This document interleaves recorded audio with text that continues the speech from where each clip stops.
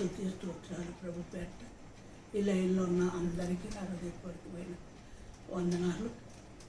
అంతా వినండి, విని విశ్వాసించండి. దేవుడు విశ్వాసం వల్లనే మనం ఏ కార్యమైనా పొందుకోగలదు.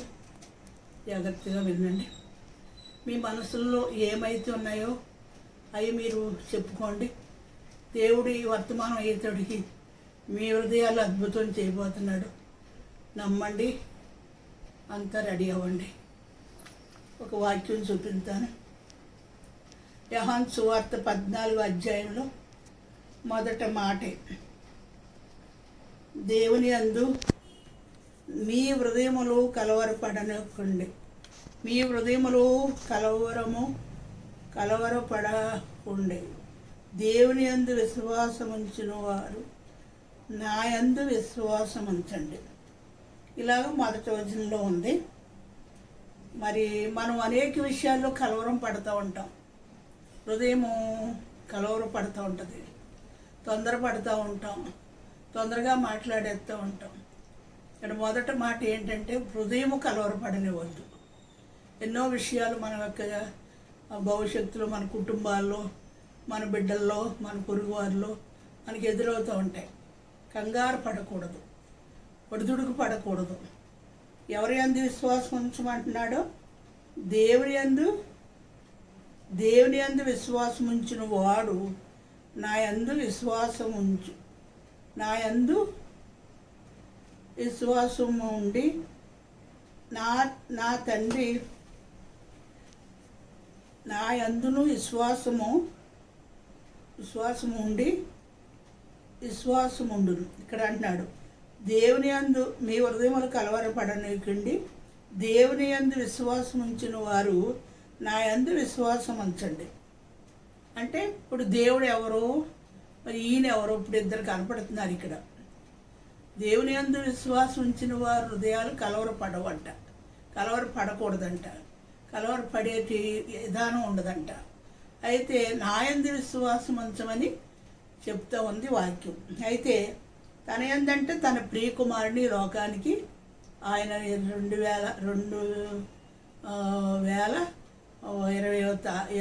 డేట్లు, ఇప్పుడు 20వ డేటు, మరి ఆయన మన మధ్యకి పంపించారు. ఎవరో తండ్రి పంపించాడు. తండ్రికి కుమారుడికి ఎప్పుడు కూడా వారికి సావాసం ఉంది. సావాసం ఉంది కనుక తండ్రి బిడ్డను పంపించాడు. బిడ్డ యందు కూడా మనం ఏం చేయాలంటే నా యందు కూడా విశ్వాసం ఉంచుడి అన్నాడే. విశ్వాసం వల్లనే ఏ కార్యం జరిగినా, మన కలవరాలు పోవాలంటే విశ్వాసమే, మన హృదయం నిబ్రంగా ఉండాలంటే విశ్వాసమే, మన హృదయము ధైర్యంగా ఉండాలంటే విశ్వాసమే, మన హృదయంలో ఆనందం కావాలంటే విశ్వాసమే, మన హృదయంలో సమాధానం కావాలంటే విశ్వాసమే. మరి ఇంకే సంగతి అయినా మన విశ్వాసాన్నే మనకి గొప్ప కార్యాలు ఆయన బిడ్డలు పొందుకున్నారు. ఈరోజు ఈ లైన్లో మీరు నేను కూడా పొందుకోవలసింది విశ్వాసం. దేవుడి యందు దేవుడు ఉన్నాడని అందరూ పొందుతారు. అందరూ ఆఖరికి దెయ్యం కూడా దేవుడు అంటది. అయితే దేవుడు ఉన్నాడు, కానీ ఆయన పంపిన వాని యందు విశ్వాసం ఉంచిన వారు అందరూ. ఆయన పంపిన వాని యందు విశ్వాసం ఉంచిన వారే ఆయనతో పాటు పరలోకానికి వెళతాం. ఆయన యందు విశ్వాసం లేకుండా దేవుడు, భగవంతుడు అని పెద్ద పెద్ద నాయకులు పలుకుతూ ఉంటారు ఈ మాటలు. దేవుడు మరి అని చెప్తూ ఉంటారు. ప్రభు అని అనరు. దేవుడు భగవంతుడు, దేవుడు భగవంతుడు, దేవుడు భగవంతుడు. పెద్ద పెద్ద వారిలోంచి, చిన్నవారిలోంచి, విశ్వాసం లేని వారిలోంచి, లోకస్తుల్లోంచి, దేవుని ఎరగనంటి వారిలోంచి ఈ మాటలు వస్తూ ఉంటాయి. అయితే ఆయన యందు పంపిన వాని యందు విశ్వాసం ఉంచుటే గొప్ప కార్యమని మీకు నేను చెప్తున్నాను. ఆయన యందు విశ్వాసం ఉంచిన వారు ఎలాగంటే 11వ వచనం చూద్దాం. 11వ వచనంలో అంటాడు, తండ్రి యందు నేనును నా యందు తండ్రి ఉన్నామని నమ్మండి, లేదా ఈ క్రియల నిమిత్తమైన నన్ను నమ్మండి.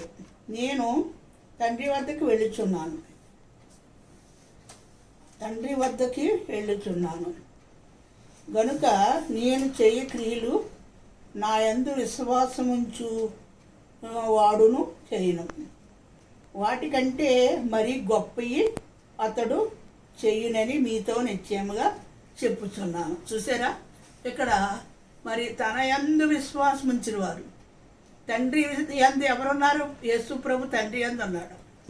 తండ్రి యందుండి ఆ తండ్రి యొక్క చిత్తం, తండ్రి ఎడల తన విశ్వాసం, తన తండ్రి వల్ల ఉండేటి ఒక ఆయన చిత్తం నెరవేర్చడానికి విశ్వాసమే ఆయన శిలువ మరణం గెలిచాడు. ఆయన గెచ్చేమని తోటలో మన కొరకు, సర్వమానవళి కొరకు విజ్ఞాపన ధ్వని పెట్టాడు.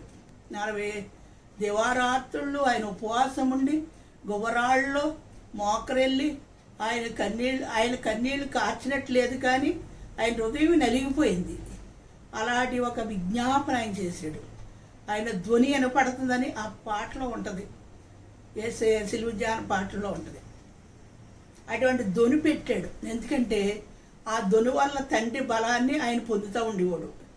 ఈ సిలువుని భరించాలంటే ఎలాగని కూడా ఒకసారి ఆయనకి అవిశ్వాసం వచ్చింది. ఎలాగంటే నేను ఇది నెరవేర్చగలదునా, ఈ పాత్ర నేను తాగగలదునా, తండ్రి నీకు ఇష్టం కాకపోతే తప్పించు తండ్రి, నీ చిత్తమైతే నాకు అది ప్రాప్తించని తండ్రిని వేడుకుంటాడు. అయినా నీ చిత్తం అంటాడు. చిత్తవంతంతో చెయ్యమనే. అయితే మరి అలా తండ్రిని ఆయన కూడా శరీరధారిగా బలహీనత పడి అడిగితే తండ్రి బలపరిచాడు. ఆయన దేవదూతలు బలపరిచేసింది. ఆయన దేవదూతలు వచ్చి ఎప్పటికప్పుడు బలపరిచి ఆ పరలోకములో ఉండేటి ఒక పదార్థం పెట్టకపోతే ఆయన నరుడిగానే వచ్చాడు కదా, నరుడిగానే ఆయన కూడా మనలాగే ఉన్నాడు కదా. ఆయన కూడా మరి శిశువులతో భోజనం చేసినట్టు, శిశువులతో ఆయన శిశువుని ఆహారం సిద్ధపరచమన్నట్టు, ఇలా శిశుబృందంతో ఆయన కలిసి ఉన్నాడు కదా. మరి ఆ విధంగానే మరి ఆయన తండ్రిని నేడుకుంటూ, తండ్రి బలాన్ని పొందుతూ, తండ్రి యొక్క చిత్తాన్ని నెరవేర్చి 33.5 సంవత్సరాలు ఆయనలో ఈ భూమి మీద ఎన్నో కార్యాలు చేసి ఎందరినో ఆదరించి, ఎందరినో బలపరిచి, ఎందరినో ధైర్యపరిచి, పేద బీద గొప్పవారని లేదు, ఎవరినైనా సరే ఆయన యందు విశ్వాసం ఉంచిన వారిని ఆయన గణపరచుకుని ఆయన లేపి మరి అంత గొప్ప కార్యాలు అందరూ చూడగలిగినట్లు చేశాడు. చేసి ఆఖరికి శిలువ పైన ఆయన 33.5 సంవత్సరాలు తన గొప్ప కార్యాలన్నీ కనపరుచుకుని శిలువలో ఆయన ప్రాణాన్ని వదిలిపెట్టాడు. ఆ వదిలిపెట్టేటప్పుడు కూడా 7 మాటలు పలికాడు ఆయన. మొదటగా ఏ మాట అన్నాడు? వీరు ఏం చేస్తున్నారు, వీరికి తెలియదు, వీరులను క్షమించమని. మనం ప్రతి విషయంలో సహోదరి లోపం ఉంటే క్షమించాలి, సహోదరులు ప్రేమ కలిగి ఉండాలి, సహోదరులతో సమాధానం కలిగి ఉండాలి, సహోదరికి ఏదైనా ఆశించినప్పుడు చేయటానికి సమర్థురాలు అయితే చేయాలి, లేకపోతే ప్రార్థన చేసి వారికి సహాయపడాలి. ఇలాగా ప్రభు యొక్క మరి సత్య బోధలు ఎన్నో ఉన్నాయి. అయితే ఆ తర్వాత జరిగింది ఏంటంటే మరి ఆయన యందు మరి నేను ఒకప్పుడు నేను అనురాలే, నాకు దేవుడు తెలియదు. అలాంటి టైంలో నేను నాశనం అయిపోతున్నా, నేను సాగుకు మరణం సిద్ధమైపోయి నన్ను ప్రభువారు రక్షించినప్పుడు నాకు గొప్ప విశ్వాసం వచ్చింది. ఆ గొప్ప విశ్వాసాన్ని ప్రతిరోజు ప్రార్థనలో పెట్టుకున్నప్పుడు 1 సంవత్సరం అంతా దీక్షగా ప్రార్థన చేశాను. ఆ ప్రార్థన అంటే ఎలాగా, మరి మా వారికి క్యారేజీ చేసి ఇచ్చేసేదాన్ని, మా బిడ్డలకు వండేసి అక్కడ పెట్టి నేను మోకరించి వాళ్ళ స్కూల్ నుంచి వచ్చేదాకా ఇక నేను ప్రార్థన చేసుకునేదాన్ని. ఆ తలిపేసింది. మళ్ళీ నా బిడ్డలు వచ్చినప్పుడు నేను తీసి లేచి వాళ్ళకి అన్నాలు పెట్టి అన్నీ శుభ్రాలు చేసి బిడ్డలు ఉన్నదాకా అక్కడ అన్ని ఎండలో పెట్టుకుని అన్ని లోపడెట్టి మళ్ళీ నా బిడ్డలు అలాగే వెళ్ళిపోతుంటాడు, తలుపులు వేసింది. వాళ్ళు మళ్ళీ స్కూల్ నుంచి వచ్చే వరకు ప్రభు పాదాల దగ్గర పెరుగులో ఆడుకుంటూ ఉండేదాన్ని. అంటే ఇంత గొప్ప ఆనందాన్ని, ఇంత గొప్ప రక్షణ బాబు ఈ ప్రజలు ఎందుకు నిర్లక్ష్యం చేస్తున్నారు. నా కుటుంబస్తులే చాలామంది ఉన్నారు, మా అత్తవారి కుటుంబం తరపున ఎంతోమంది ఉన్నారు. ఈ అందరూ కూడా నమ్మరేంటి, కొన్ని ఇలాంటి వ్యాధులోంచి, ఇలాంటి మానసిక వ్యాధులోంచి ఈ బిడ్డ స్వస్థపడ్డది, ఆ దేవుడు గొప్పవాడని నోట్లోంచి రాదేంటి అని అలాంటి ఒక దీక్ష ప్రార్థనలు చేసినప్పుడు దేవుడు కృపావరాలు ఇచ్చాడు. ఆ వరాలు కూడా నాకు తెలియదు. ఆ వరాలు ఏంటంటే ఒక అధికారం అంటున్నాడు ఆయన. ఒక అర్ధగజం లాగా ఒక పట్ట అంటే పొలానికి ఉంటాయి చూడండి డాక్యుమెంట్లు లాగా, ఆ డాక్యుమెంట్లు అడిగి తెచ్చి అమ్మా ఇదిగో దురాత్మ మీద నీకు అధికారం ఇస్తున్నాను అన్నారు. అది నేను పొందుకున్నాను. నేను దర్శనపూర్వకంగా పొందుకున్నాను, నిదట్లో కాదు. నేను ప్రార్థనలో అలాగా లీలమైపోయినప్పుడు పొందుకున్నాను. మళ్ళీ నేను ఒక ధర్మాసుపత్రిలో ఒక బిడ్డ చేయత్తో పడుంది. అప్పుడు షెడ్లో పెట్టేసి వారు బాగా వీక్ అయిన వాడిని. ఆ షెడ్లోకి వెళ్ళి ప్రార్థన చేసి ప్రార్థన చేస్తున్నాను. నేను బలంగాను ప్రార్థన చేస్తున్నప్పుడు ఇంకో పక్కన క్రైస్తవ సహోదరు ఉంది, నువ్వు అని చేపు చేస్తున్నావు, ఆ క్రిములు నీలోకి వస్తాయి, నువ్వు పెద్ద నోరెట్టి చేస్తున్నావు, క్రిములు నీలోకి వస్తాయి, నీవు జబ్బు అవుతావు, నీ ఇంట్లో పిల్లలు ఉంటే జబ్బు అవుతారు అంది. అయితే అప్పుడు మళ్ళీ ఆ సహోదరు అంది, అమ్మ నాకు చాలా తేలికైపోయింది నా రోజు, ఇంకోసారి చెయ్యి అంది. మళ్ళీ చెయ్యేసి ఆవిడ ప్రార్థన చేసింది. చేయమని ఒక శబ్దం కుడి చెవిలో దొనింతేనే ముట్టుకున్నాను బిడ్డలారా. అయితే నాకు తెలియదు, ఈ వరాలు తెలియదు, ఇలా దేవుడు వాళ్ళ స్వస్థత తెలియదు, కానీ నా ఆత్మీయతల ద్వారా నేను స్వస్థత పొందుకున్నానని అది ఒకటి నాకు తెలుసు. వారి ప్రార్థన వల్లే నేను మనశ్శాంతి పొందాను. అదేంటో పెంచాలని నాకు, అదేంటో నేను ప్రకటించాలని, అదేంటో నేను అందరికీ అందివ్వాలి ఈ ప్రభుని. అలాంటి శాంతి అందరికీ కొంతమందికి లేదు అని నేను ఈ ధోరణితో ఓ ఆసక్తితో ప్రార్థన చేస్తుండేదాన్ని. అప్పుడు మళ్ళీ నాయన మాకు తెగుళ్ళు వస్తే ఎలా కుదురుతుంది, నీకేం మహిమ వస్తుంది నాయన, మరి ఏంటి దీని అర్థం నాకు చెప్పు అని చెప్పి మళ్ళీ నేను ప్రార్థనలు అడిగితే 4 పలకల పట్ట ఇచ్చారు. ఇది రోగుల మీద కమ్మ నీకు అధికారం పెట్టినాను, చూడు ఇప్పుడు నీ వాళ్ళంతా మారుతారు, నీ చుట్టూ ఉన్న వాళ్ళంతా మారిపోతారు, అద్భుతాలు జరుగుతాయి, సేవ చేస్తావు, నువ్వే కాదు నీ కుటుంబంతో యాజకత్వంగా నేను మిమ్మల్ని ఎన్నుకున్నాను నేను అని దేవుడు మాట్లాడాడు. ఇంకా అక్కడి నుంచి అద్భుతాలు ప్రారంభమైనాయండి. మా ఇంట్లో ఎప్పుడు కూడా బీపీ షుగర్ అని ఆయన అన్నం తినేవారు కాదు. అలాంటిది ప్రార్థన చేస్తుంటే ఆయన భోజనం తినటం, పచ్చాలన్నీ పోవటం, పిల్లలకు ఉపసాలు వస్తే ప్రార్థన చేయటం, వాళ్ళ రోగాలు తగ్గిపోవటం, ఇలా ఇంట్లో అద్భుతాలు జరిగినాయి.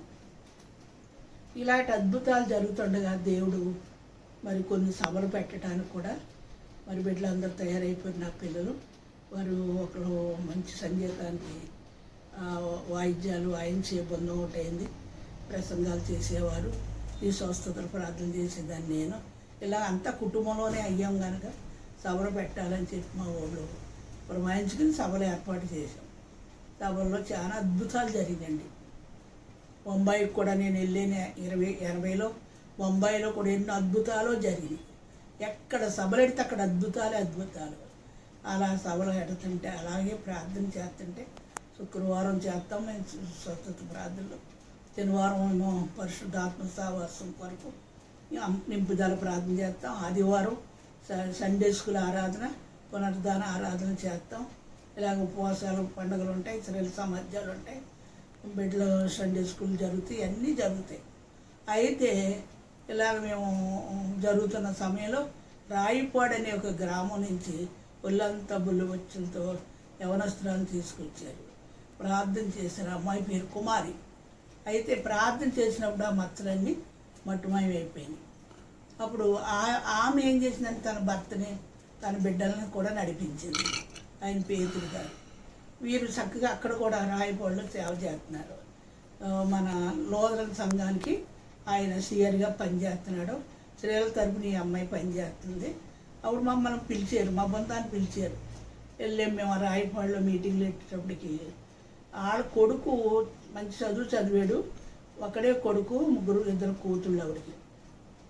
ఆ అబ్బాయికి కీళ్ళ నొప్పులు వచ్చి ఎన్నో ఆసుపత్రులు తిప్పేసి ఇంట్లో పెట్టారు. సభలు ఏమో ఏర్పాటు చేశారు, డేట్లు ఇచ్చారు. అయితే ఈ ప్రకారంగా ఆ డేట్లు సభలు చేసేయాలి, ఎంతటి ప్రమాదం వచ్చినా సభలు చేసేయాలి. ఆ సభలో జరగాలి కాబట్టి మమ్మల్ని వచ్చేయమన్నారు. మేము వెళ్ళాము. ఆ బాబు పొజిషన్ అంతా చూశాను. ఈ 3 రోజుల సభల్లో నువ్వు బాగుపడతావు బాబు, విశ్వాసం ఉంచమన్నాను. అప్పుడు మోకరించి ప్రార్థన చేశాను. పరిశుద్ధాత్మ దేవుడు ఆ బిడ్డను ముట్టాడు. 3 రోజులు కూడా 3 రోజులు 6 ప్రార్థనలకు ఆ బిడ్డ నడిచాడు. 6 బిడ్డలు యవనస్తులు తీసుకెళ్ళి బాత్రూంలో పెడితే ఆ బాత్రూంలోంచి మళ్ళీ మోసుకొచ్చి మంచం మీద పెట్టేవారు. ఇప్పుడు ఆయన గొప్ప సేవకుడయ్యాడు. వాళ్ళ తండ్రి సీఆర్. ఆ బాబు ఇప్పుడు గొప్ప సేవకుడు. ఫారెస్ట్కి ఆయన పాస్టర్, పెద్ద పేరు విజయ్ కుమార్ ఆయన పేరు. అయితే ఇలాగా ఎప్పుడు ఎక్కడ చుట్టుపక్కల సభలు పెడుతుంటే ఈ పేదరి గారు, ఈ కుమార్ గారు మమ్మల్ని విడిచిపెట్టేవారు కాదు. ఎందుకంటే అద్భుతాలు జరుగుతాయి ఆ ప్రాంతానికి వెళ్తాడు. అలా ఎవరు బాగోకపోతే వాళ్ళ కోసం వాళ్ళ ఇంట్లో మాకు భోజనాలు చెప్పి ఆ భోజనానికి పిలిచినప్పుడు అక్కడికి వెళ్ళేవాళ్ళం. ఎందుకంటే జీప్ అది ఉంది, అందులో అందరూ వెళ్ళిపోయేవాళ్ళం. వెళ్ళి అక్కడ భోజనాలకు అందరూ కూర్చుంటే, అమ్మ ఇక్కడ బాబు సాగుబతుల మీద ఉన్నాడు, మన ఇద్దరం వెళ్దాం, నువ్వు భోజనం చేయవు కదా, వచ్చాక నీకు పాలు ఇస్తానని తీసుకెళ్ళింది. అక్కడ పొజిషన్ ఎలా ఉందనుకుంటే 4 ఆకులు వేసి 4 కర్రలు వేసి ఓ మడత మంచం వేసి ఒక 18 ఏళ్ళు కుర్రోని ఆ మంచం దాని మీద బోర్లుగా పడుకోబెట్టారండి. ఆ అబ్బాయికి అన్ని ఆసుపత్రుల్లో తిప్పేశారండి. ఎముకలోంచి వచ్చేస్తుంది. కూర్చోబెడితే ఇంక ఇలా దారుల కింద వెళ్ళిపోతుంటే ఆ వాసనకి అక్కడ భరించలేక ఆ బిడ్డకి 4 కర్రలు వేసి ఆకులు వేసి బయటెట్టారు. చచ్చిపోతాడు ఇంకని. అలాంటి పొజిషన్లో ఉండగా వెళ్ళాం. ఆవిడ మంచినీళ్ళు దొరకవు, తల్లి మంచినీళ్ళకి వెళ్ళిందంట. ఓ మొక్కలు పెట్టి మీద అన్నం పెడితే కుక్క ఇలా బోర్లుగా పడుకుని ఆ అన్నం మెతుకులను 4తో అందుకుని తింటున్నాడు. ఆ పొజిషన్ అంతా చూస్తాడు. చాలా మేము నీరైపోయామండి ఇద్దరును. అయిపోయాక తల్లి వచ్చి, ఇదేంటమ్మా ఇన్ని అద్భుతాలు జరిగినాయి, ఏ ఆటోలోనూ తీసుకురాక ఇలా చేశారు మీరు, ఇక్కడ రాయపాడులో జరిగిన అద్భుతాలు ఏంటి అని చెప్పి ఆవిడకి నేను అంటే, ఏం చేయనమ్మా చాలా డబ్బు అయిపోయింది, ఇంకేమీ లేక మేము ఇలాగా ఇవాళ రేపు పోతాడని పెట్టుకున్నాం అని చెప్పింది. ఆవిడ ప్రార్థన చేసిన కుమారి నేను. పరిశుద్ధాత్మ దేవుడు ఆ బిడ్డ మీదకి ఆత్మ దిగి ఆత్మ ఊది ఆ పందిరంతా కూడా అటు పడిపోయింది. ఊగిపోయి ఆత్మశక్తికి ఆ పందిరి అలా ఊరిగిపోయింది. పిల్లోడు దిగ్గులు లేచాడు. దేవుని స్తోత్రం హల్లెలూయా. ఆ బాబు పేరు చెట్టుబాబు. ఇప్పుడు ఆయనకి టేరు బిల్డింగు, 2 పిల్లలు, ఎంత పొజిషన్లో ఉన్నాడో అక్కడ. ఇలా ఒక అద్భుతం ద్వారా 15 మందిని దేవుడు తీసుకురావటం, అద్భుతాలు చేయటం, స్వచ్ఛపరచటం, ఒక పెద్ద సంఘంగా దేవుడు ఈ రోజుని ఆయన చేసుకున్నాడు. బిడ్డలారా, విశ్వాసం ఉంటేనే మనం ఏ కార్యమైనా చేయగలుగుతాం. ఆ బాబు అనేక ఊళ్ళు తిరిగి సేవ చేస్తాడట. అలా ఎంతోమంది బిడ్డలు గుండె నీరసంతో వచ్చి, అలా క్యాన్సర్ వ్యాధులతో, ఎయిడ్స్ వ్యాధులతో మా సన్నిధిలో ఇప్పుడు 10 జతలు ఉన్నారు. ఏడ్చోళ్ళు బాగుపడి సంవత్సరాలు చేసుకుంటున్నారు. క్యాన్సర్ వాళ్ళు ఎంతమందో ఉన్నారు. గొంతు క్యాన్సర్, మరి అలాగే ఇంకా క్యాన్సర్ అంటే మీకు తెలుసు, కాళ్ళకి వస్తాయి, మోకాళ్ళకి వస్తాయి, ఇలాగ షర్ట్కి వస్తాయి. అలాంటి క్యాన్సర్ వాళ్ళు కూడా చాలామంది సంఘంలో ఉన్నారు. ఇది గొప్పతనాన్ని చెప్పట్లేదు, ఒక విశ్వాసం ద్వారా జరిగిన సంగతులు ఇవి. ఎన్నో సంగతులు, ఎన్నో దురాత్మలను, ఎన్నో దేవతలను, ఏ దేవతకు పూజించిన ఆ దేవతని యేసయ్య శక్తిగల నామంలో గడగడగడ వణికించాడు. నువ్వు దేవుని శక్తి పొందావు, ఇంకా మేమేంటి, మేము అందరిని నాశనం చేస్తున్నాం, అందరం అగ్గిలో పోతాం, అవి బాబు విడిచిపెట్టేస్తానని వెళ్ళిపోయింది. ఇలాంటి అద్భుతాలు జరిగి పరిచర్య ఎంతో జరుగుతూ ఉంది. బిడ్డలారా, కొందరిని పామర్లను వాడుకుంటాడు దేవుడు, కొందరిని చదవర్లను వాడుకుంటాడు. చదవర్ల కంటే పామర్లకి వచ్చే రాని మాటలే దేవునికి ప్రీతికరమైన మాటలు. అలాగా మరి దేవుని యందు మీరు లైన్లో ఉన్న బిడ్డలందరూ విశ్వాసం ఉంచండి. విశ్వాసం లేకుండా దేవుడికి ఎవరు ఇష్టలు కాదు అని హెబ్రీ 11:6 ఉంది. విశ్వాసం కాకుండా దేవుడికి ఎవరు ఇష్టలు కాలేరు. ఎందుకంటే విశ్వాసాన్ని ఇంతకాడికి ఇలా సాగుబోతుల్లో ఉన్న బిడ్డల్ని ఏ గ్రామానికి వెళ్తే ఆ గ్రామంలో, ఎక్కడ సభలు పెడితే సభలో అలా చేసి దేవుడు ఎంతో పని వేల సంఖ్య ఆత్మలను ప్రభు దగ్గరికి తెచ్చిన వ్యక్తిని ఇప్పుడు నేను మాట్లాడుతున్నాను మీతో. ఈ కట్టుకథలు కాదు, ఇది ఒరిజినల్గా జరిగిన సంగతులు చెప్తున్నాను. ఎందుకంటే లోకంలో కొంచెంసేపు నేను దేవుడితో కొంచెంసేపు గడిపిన వ్యక్తిని కాదు.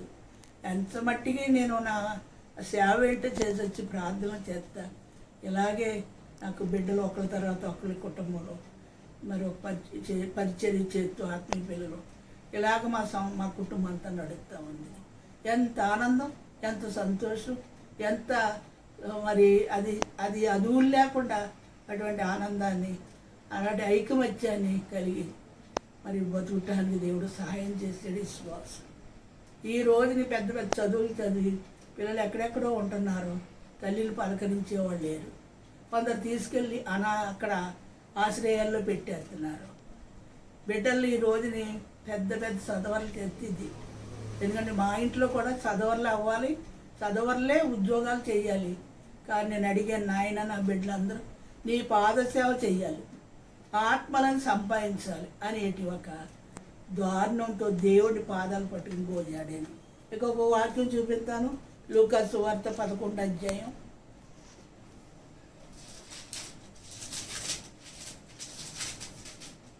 యేసయ్య స్తోత్రం. 11వ అధ్యాయము 27వ వచనం. ఆయన ఈ మాటలు చెప్పుచుండగా ఆ సమూహంలో నుండి ఒక స్త్రీ ఆయనను చూసి నిన్ను మోసిన గర్భమును నీవు విడిచిన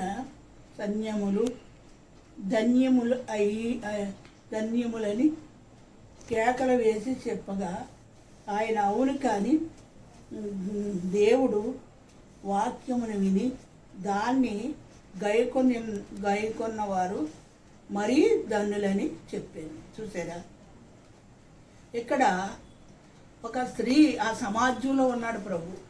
ఆ స్త్రీ వచ్చి, ప్రభువా నువ్వెంత మరి గొప్పవాడు అయ్యా, నీ తల్లి గర్భం, నీ తల్లి సన్యం ఎంత ధన్యమైంది, నువ్వు అలాంటి తల్లి కడుపును పుట్టేవని పొగుడుతుంది. ఆమె పొగుడుతుంది. ఇప్పుడంటే పొగిడింపులు కావాలి. ఉన్నది ఉన్నట్టు చెప్తే అది ఎక్కదో. వీటికి పెట్టకథలో జోకులు వేయాలి. అవి వేస్తే బెక్క నవ్వుతావు, వాక్యాలు వింటారు. అందరూ పాస్టర్లు వేసినప్పుడు బాగానే ఉంటారు, నేను లేస్తాడికి గుసగుసలు ఆడతాను. ఎందుకంటే ఇవన్నీ చెప్తుంది ఇవిడి, అన్నీ మనకి పొడుచుకుంటున్నాయి వాక్యాలని. మొఖాలు మాడతాయి. మొఖాలు మాడినా నాకేం భయం లేదు, రాపోయినా నాకేం భయం లేదు. సత్యాన్ని చెప్పి సత్యంగా ఉండి సత్యంతో మనం కనుమూస్తే దేవుడి రాజ్యం వెళ్తాం. ఈ సత్యము, నీతి, యథార్థత, విశ్వాసం లేకపోతే మనం దేవుడి దగ్గరికి వెళ్ళలేము, గడప దగ్గరికి కూడా వెళ్ళలేము. మీరెవరో నాకు తెలియదు పండు అంటాడు. ఇప్పుడు ఎంత పెద్దవారైనా, ఎంత చిన్నవారైనా, ఎంత పేదవారైనా ప్రభు పిలుస్తున్నాడు. మరి ఎలా పిలుస్తున్నాడో సమస్తమైనంటి ప్రజలను ఆయన పిలుస్తున్నాడు. గొప్పవారేమి, నువ్వు పేదవారేమి, గనులేమి, సామానులేమి, ఈ అందరూ వచ్చి చెవియొగ్గిన ఆ మాట వింటే బతుకుతారు. బాధల్లో మీకు నెమ్మది కూడా వస్తుంది. ఆయన వాక్యంతోనే మన విశ్వాసం కూడా పెరుగుతూ ఉంటుంది. ఆయన వాక్యం అప్పుడు చెప్తున్నాడు, అవును కానీ ధన్యమే కదా. మరి మరియమ్మ ప్రపంచానికే ధన్యం. స్త్రీల్లో ఆవిడ ధన్యం. అంతవరకే ఆవిడ కొలవటం. చాలా మంది ఇప్పుడు అయ్యి పెద్ద గుళ్ళు, పెద్ద పండుగలు చేస్తారనుకోండి. ఇంకా అది నేను విమర్శించను. అది కాదు మనకు కావాల్సింది. కొవ్వొత్తి వెలిగించి దండం పెట్టి కొబ్బరికాయ కొట్టి మరియమ్మ అంటాం కాదు. మనకి కావాల్సింది ఏంటంటే ఆమె కన్నా కొడుకే మనకు అవసరం. ఆమె కన్నా కొడుకే మనల్ని మోక్షానికి నడిపించేవాడు. ఎంతంతో ఈ భక్తి కూడా చేసే పోపులు ఉన్నారు, సిస్టర్లు ఉన్నారు, పాద్రులు ఉన్నారు. అయితే మరి అది ఏంటో నాకు అర్థం కాదు. మన ప్రభుతోనే మనకు సంబంధం ఉంది. ఆ మరియమ్మను పూజించి ఎలా కుదురుతుంది? ఆ మరియమ్మను కొలటం వల్ల యేసు ప్రభు కూడా అంత ఇష్టం కాదు. ఎందుకంటే ఆవుని గౌరవించడం, ఎందుకంటే ఆవిడ ఉత్తమరాలు, ఆమె గర్భాన్ని ఎన్నుకున్నాడు, ఆ గర్భం నుంచి అవతరించాడు, ఆ గర్భానికి అవతరించి అందరికీ రక్షకుడు అయ్యాడు. ఆ రక్షకుడు కన్న తల్లి ఆవిడే. ఆ తల్లి కూడా ఆత్మ పొందుకుంటేనే కానీ ఆ తల్లికి మోక్షం లేదు. ఎక్కడుంది? మేడగదిలో ఉంది. వీళ్ళందరూ అపోస్తులందరూ మేడగదిలో ఉన్నప్పుడు మరియమ్మ కూడా అందులో ఉంది. తల్లి ఎందుకు ఉండాలి అందులో? ఆ మేడగదిలో మరియమ్మ గారు కూడా ఉన్నారంట. ఎందుకంటే అక్కడ ఆత్మ వస్తుంది. నేను మిమ్మల్ని అనాథులుగా చేయను, నా ఆత్మ వస్తుంది కనుక మీరు అందరు కనిపెట్టండి. అగ్ని అపోస్తుల 2వ అధ్యాయంలో ఉంది. ఆ అగ్ని నాలుకలతో గాలి వచ్చి ఆ ఆత్మ వాలగా అందరూ అన్య భాషలో అక్కడ అందరు శక్తి పొందుకున్నారు. మరియమ్మ కూడా అక్కడ శక్తి పొందుకుంది. కొడుకుని కంద కానీ ఆవిడ కూడా ఆ సావాసంలోనే శక్తి వచ్చింది. అంత గొప్ప దయామయుడు మన ప్రభు. ఓ చోట ఆయన సేవ చేస్తుండగా ఆ చోట అమ్మ సహోదరులు వచ్చారంట. వస్తే ఇప్పుడు ఏమంటున్నాడు?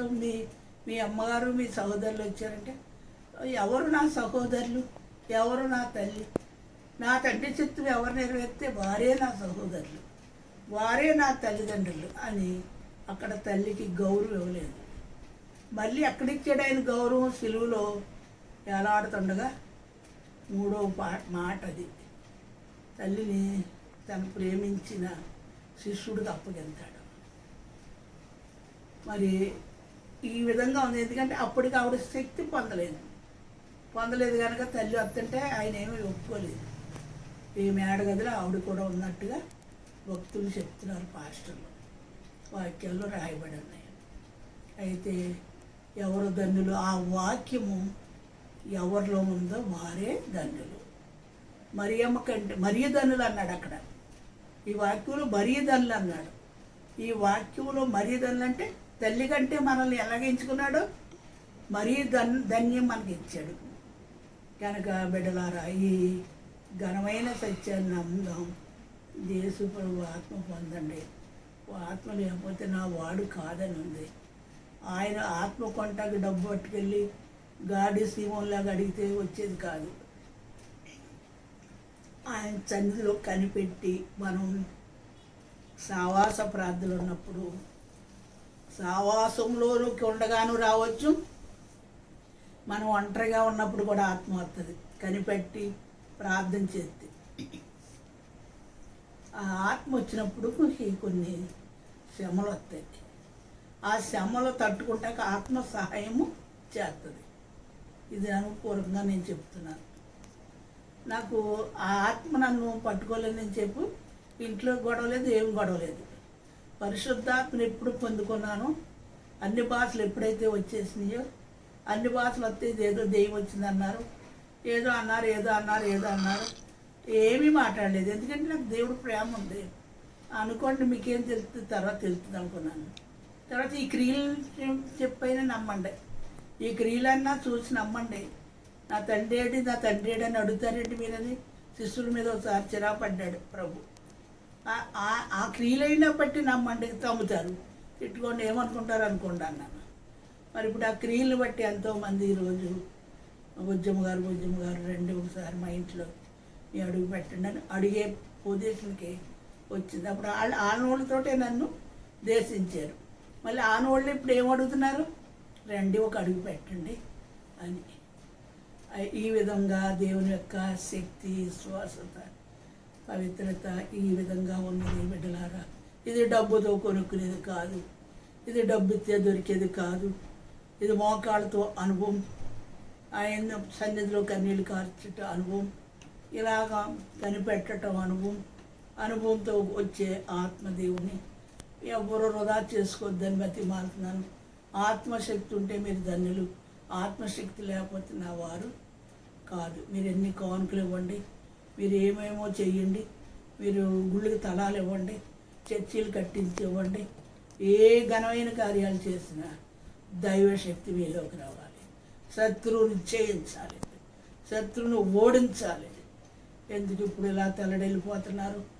ఈ యోధా వంశస్థులు, మరి ఇశ్రాయేలు వంశస్థులు అందరూ విగ్రహారాధన చేసి వాళ్ళంతా ఊడ్చిపడ్డారు, చిన్నపిల్లలతో, భార్యలతో, పిల్లలతో. ఏదైనా వాక్యంలో నేను చదువుకున్నాను, ఇర్మియా 23లో చదువుకున్నాను, 43లో ఉన్నాయి ఈ మాట. ఇశ్రాయేలులే ఇప్పుడు ఎవరండి? అమెరికా అంటే ఎంత అందమైన దేశం, అమెరికా అంటే మన వాళ్ళు ఎంత ఇది చెప్పుకునేవారు. వెళ్ళిన బిడ్డలు మరి ఎంతో చక్కగా తల్లిదండ్రులు కూడా పిలవటం, అంతా చూస్తూ రావటం. అటువంటి మహాదేశాలు ఈ రోజున ఎలాగైపోయినాయో అక్కడి నుంచి వచ్చిన వాళ్ళ ద్వారా ఇండియాలో కూడా కొంత వచ్చింది, ఇండియాలో కూడా కొంత నేను ఉన్నానని అది వచ్చింది. కానీ ఆయన రక్తంతో కలిగి ఆయన శిలువ ముద్ర ఉన్న వాళ్ళని దుష్టుడు ముట్టడని యోహాను పత్రికలో రాశాడు. దేవుడు మూలంగా పుట్టినట్టు బిడ్డని దుష్టుడు ముట్టడానికి అధికారం లేదు. ఎందుకంటే అతను ఎప్పటికప్పుడు శుద్ధి చేసుకుంటాడు, ఎప్పటికప్పుడే కడుక్కుంటూ ఉంటాడు. ఆయన ఈ రోజంతా చూపు ద్వారా, మాట ద్వారా, ఆలోచన ద్వారా ఏ పాపం చేశాను అది నన్ను కడిగి మళ్ళీ నూతన పరిచి యోగు తన బిడ్డల కోసం బలులు ఇచ్చేవాడంట, తెల్లగట్టలేసి 10 బలులు అర్పించేవాడంట. మరి ఎందుకు పిల్లలు ఎవరొస్తులు ఏదన్నా పొరపాట్లు చేస్తారని. అయితే ఇప్పుడు బలులు లేవు, తెల్లగట్లే లేచి మోకరించి పిల్లలందరి కోసం ఈ బలులు అర్పించాలి. ఏంటి? ఏ బలులు? నలిగినట్టు హృదయంతో నా బిడ్డలు ఇదిగోతండి, ఏ ఒక్క కీడు ఎవరికి చేయకుండా, ఏ ఒక్క దోషంలో పడిపోకుండా ప్రార్థన చేయమని తల్లి లేని వారు, తండ్రి లేని వారు ప్రార్థించవలసిన బాధ్యతలు మన మీద ఉన్నాయి. కనుక బిడ్డలారా, ఈ విధంగా దేవుని వాక్యాన్ని మీరు కలిగి, ఆత్మను కలిగి, విశ్వాసం ద్వారానే, సావాసం ద్వారానే, నమ్మటం ద్వారానే ఈ ఆత్మశక్తి మన మీదకి వస్తుంది, మనం పొందుకుంటాం.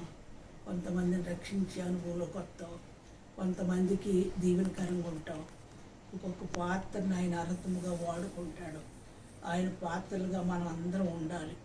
ఎవరిని ఇందులో తక్కువ పాత్రగా చేయడు, అందరిని అర్థమైన పాత్రలుగా చేసి ఆయన ఇంట్లో మనం అంతా నివసించేలాగా పరిశుద్ధాత్మ దేవుడు మనందరికీ సహాయం చేయనుగాక. ఆమేన్. ఏమైందా? పరిశుద్ధుడు అయిన మా తండ్రి, నాయన యేసయ్యా, స్తోత్రం స్తోత్రం స్తోత్రం స్తోత్రం స్తోత్రం. నాయన యేసయ్యా, నీకు స్తోత్రం స్తోత్రం స్తోత్రం. ప్రభువా, రక్షక, స్తోత్రాలు స్తోత్రాలు. నాయన నాయన నాయన గొప్ప దేవ, అయా పునరుద్ధానుడానికి స్తోత్రాలు, పునరుద్ధానుడానికి స్తోత్రాలు. అయ్యా, మా కొరకు తిరిగి లేచిన సజీవుడా స్తోత్రాలు, మృత్యువును ఓడించిన వాడా స్తోత్రాలు స్తోత్రాలు, ముద్దులు లేపిన వాడా స్తోత్రాలు స్తోత్రాలు. ప్రభా, ఎవరు కూడా నీకు వ్యతిరేకంగా ప్రవర్తించిన వారిని ఓర్చుకోలేవయ్యా. నాయన ఇదిగో ప్రభా, ఎంతో భయంకరంగా అయ్యా, ఇదిగో నాయన అగ్రదేశాలన్నీ ఆయన అలలాడిపోతున్నాయి ప్రభా. భారతదేశంలో కూడా కొంతవరకు వచ్చింది. అయ్యో, ఉన్నానంటుంది ఒక్కొక్క వీధిలో, ఒక గ్రామంలో ఉన్నానంటుంది నాయన. అయ్యా, ఎవరికి కీడు రాని ఒక నాయన. నాయన క్షమించండి ప్రభా. ఇదిగో ఈ వాక్యం బాబు, నచ్చి దాన్ని బాబు, చదువులేని దాన్ని బాబు, ఈ మాటలు రుచిగా, ఈ మాటలు కమ్మగా, ఈ మాటలు ఎంతో బలముగా, దీవెనకరముగా, ఆశీర్వదకరముగా, అవి ఆరోగ్యదాయకంగా వారు ఏమైతే ఆలోచిస్తున్నారు, వారు ఏమైతే ప్రభు అనుకుంటున్నారు, అయ్యా ఎంతమందికి వింటున్నారు, పెద్దలేమి చిన్నలేమి పిన్నలేమి, అయ్యో యెహోవా అందరినీ భయభక్తులు గలవాని ఆశీర్వదించే దేవుడు తండ్రి, దీవించే దేవుడు తండ్రి, స్వస్థపరిచే దేవుడు తండ్రి, ధైర్యపరిచే దేవుడు తండ్రి. నాయనా నాయనా, అయ్యా, మీలో పుట్టిన వారికి ఎవరిని దుష్టుడు ముట్టడయ్యా. ఇదిగో తండ్రి నాయన, ఈ యొక్క ప్రభా తండ్రి నాయన, అయ్యో ఈ దురాత్మశక్తి, ఈ పురుగు నాయన, ఈ వైర్లెస్ నాయన ప్రభా, ఇది మరి వైర్లెస్ బాబు తండ్రి, కరుణా వైర్లెస్ బాబు. ఏగో బిడ్డలను ప్రభా, అయ్యా ఒక్కలు పట్టుకుని 10 మందిని 20 మందిని ప్రభా ఎంతగా పాడి చేస్తుంది అయ్యా. అయ్యో నాయన, మరి కొంతమంది బిడ్డలను ఒక్కో రూములో పెట్టేశారు. 20 రోజులంట, 14 రోజులంట. అయ్యా, ఈ గాలుపులు ఆ బిడ్డలంతా ఎలా ఉంటున్నారు ప్రభా తండ్రి, మీరు సాయం చేయండి అయ్యా. ఎంత భయంకరంగా యాక్సిడెంట్లు, మరణాలు, ఆకుల్లాగా రాలిపోతున్నారు. సమాధుల తలాలు లేవని చెప్పుకుంటున్నారు. ప్రభా ప్రభు ఎంత దుర్దినాల్లో ఉన్నాం ప్రభా. నాయన సమయం సమీపించకుండానే అందరూ మోకాళ్ళు వేసుకుని ఆయన అన్ని నాలుకలు స్థుతులు చెప్పుకుని అయ్యా నీకు అందరు ఇష్టలేని బిడ్డలైతే ఆ దుష్టుడు పారిపోతాడు ప్రభా. ఆ దుష్టుడు పారిపోతాడు ప్రభా. అడు గుమ్మం దగ్గరే వైరి బాబు నాయన ఆ బలవంతుల చేతిలో బాణం వంటి వాడు, అమ్ముల వద్దు నింపుకున్నవాడు నాయన తండ్రి ధన్యుడు. అటువంటి వాడు గుమ్మములో విరోధిని వాదించిననుంది. అటువంటి నాయన శక్తి, అటువంటి బలము పొందుకుని ఆ దృష్టిని మాకు జయించడానికి నాయన మా భారతదేశం బైబిల్ దేశంగా, మా భారతదేశంలో భక్తులు, మా భారతదేశంలో విశ్వాసం ఉండాలి. ఎంతమంది బాబు ఇగో చర్చిలు తీయక ఆ లైన్లో అయ్యా చెప్పుతున్నారు. వారందరూ వర్తమానాలు అయ్యా ఇదిగో తండ్రి నాయన ఈ ఒక్క ధూళినైనన్ను కూడా ఏదో జ్ఞాపం చేసుకుని బాబు చిన్న బిడ్డలకి మేలు కలిగించు బాబు. ఏర్పాటు చేసిన బిడ్డ వారి కుటుంబంలో కూడా అయ్యా వారి తరాలుగా చూసుకుందామని ఏ మాటలు తీసుకుంటున్నానని చెప్పారు. సహాయం చేయండి బాబు. అయ్యా ఏసయ్య ఏసయ్య స్వస్థపరిచే హో దేవా. అయ్యా ఐగుప్తి తెగులు మీకు రానివనన్నావు. స్వస్థపరిచే హో దేవా. ఏగో స్వస్థపరిచేవాడు నువ్వు ఉండగా ఎందుకు ఈ ఆందోళన, ఎందుకు బాబు ఇలాంటి అయ్యా తండ్రి బాబు నాయన సంగతులు ప్రభు. అయ్యా సాయం చేయను ఆయన అరికట్టండి ప్రభు. అయ్యా అరికట్టండి, మరణాలు అరికట్టండి ప్రభు. సాయం చేయండి. బందీలు అయిపోయారు ఎక్కడికక్కడే వీళ్ళంతా ఎంతో ఇబ్బందులకు గురైపోయారు. ఎవరన్నా ఏదన్నా ఎంతసేపు అయ్యా 2 రోజులు 3 రోజులు వస్తాయి. అయ్యా ఇదిగో ప్రభు మీరే వారు కష్టపడి వాటిని సంపాదించుకోవాలి నాయన. అన్ని సరళింపచేయండి నాయన. బిడ్డలందరికీ ఫ్రీగా మసులుకోవాలి. యాది మట్టి వైపోవాలయ్యా. ఏసు నామలో సరిహద్దులు పొలిమారు దాటించిన ఆయన, శక్తి గల నామంలో దాటించిన ఆయన, బలమైన నామంలో దాటించిన ఆయన, అన్ని నామముల కంటే పైన నామం అయ్యా యేసు శక్తి గల నామములో హీడుదల చేయి ప్రభు. నాయన సహాయం చేయి నాయన. బిడ్డల చదువులు కూడా ఆగిపోయినాయి నాయన. మళ్ళీ తిరిగి ఎవరు పరీక్షలు వారి సిద్ధపడి బాబు బిడ్డలు చదవాలి నాయన. ఎవరు ఉద్యోగాల్లో పరాలి, ఎవరి వ్యాపారాలు వారు చేసుకోవాలి, ఎవరి వ్యవసాయాలు వారు చేసుకోవాలి నాయన. ఎవరికున్న పనులు వారు చేసుకోవాలి. ఆ విధంగా సహాయం చేసి, ఆ విధంగా మైండ్ తెచ్చుకోమని, ఆ విధంగా దీవించమని, ఆ విధంగా కృప చూపమని, కృప నాయన సత్యము జ్ఞానము బిడ్డలకిమ్మని ఈ చిన్న మనవులు అంగీకరించమని యేసు పరిశుద్ధ నామంలో ప్రార్థించి అడుగుతున్నా మా పరమ తండ్రి. ఆమేన్. మీ అందరికీ నా హృదయపూర్వకమైన వందనాలు. దేవుడు మిమ్మల్ని దీవించి మీ కార్యాలన్నీ సఫలపరిచి మీ ఆరోగ్యాలు ఇచ్చి మిమ్మల్ని బలపరచును గాక.